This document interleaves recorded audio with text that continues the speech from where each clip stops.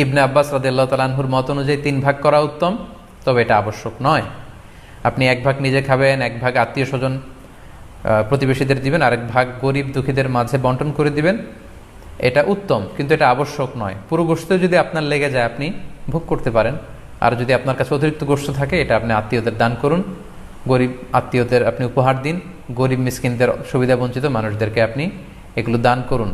কারণ সূরাতুল হাজ্জের 28 নম্বর আয়াতে আল্লাহ তাআলা বলেছেন, ফাকুলু মিনহা ওয়া আত'ইমুল বাঈসাল ফাকির, তোমরা কুরবানির এই গোশত নিজেরাও খাও এবং অভাবী লোকদেরকে দাও।